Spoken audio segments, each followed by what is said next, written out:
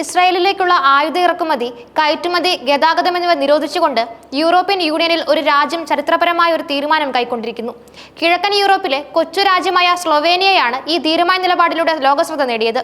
ഗാസയിൽ നടക്കുന്ന യുദ്ധത്തിന്റെയും മാനുഷിക പ്രതിസന്ധിയുടെയും പശ്ചാത്തലത്തിൽ യൂറോപ്പിലെ ഒരു രാജ്യത്തിൽ നിന്ന് ഇസ്രായേലിനെതിരെ ഇത്രയും ശക്തമായ ഒരു നടപടി ആദ്യമായാണ് ഉണ്ടാകുന്നത്. ഈ നീക്കം ഇസ്രായേലിന്റെ സൈനിക പ്രവർത്തനങ്ങൾക്കെതിരെയുള്ള അന്താരാഷ്ട്ര പ്രതിഷേധം പുതിയ തലത്തിലേക്ക് ഉയർത്തുന്നതിന്റെ സൂചന നൽകുന്നു. സ്ലൊവേനിയൻ പ്രധാനമന്ത്രി റോബർട്ട് ഗൊലോബാണ് ഈ സുപ്രധാന തീരുമാനം ഔദ്യോഗികമായി സ്ഥിരീകരിച്ചത്. ഗാസയിലെ ദുരിതപൂർണമായ സാഹചര്യങ്ങൾക്കെതിരെ ലോകമെമ്പാടും വിമർശനങ്ങൾ ഉയർന്നുവരുന്ന ഈ ഘട്ടത്തിൽ സ്ലൊവേനിയൻ സർക്കാർ അടിയന്തരമായി വിഷയത്തിൽ ഇടപെടുകയായിരുന്നു.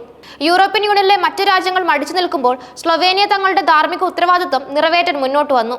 ഇത് യൂറോപ്പിലെ മറ്റു രാജ്യങ്ങൾക്കും ഒരു മാതൃകയാകുമോ എന്ന് ഉറ്റുനോക്കുകയാണ് ലോകം.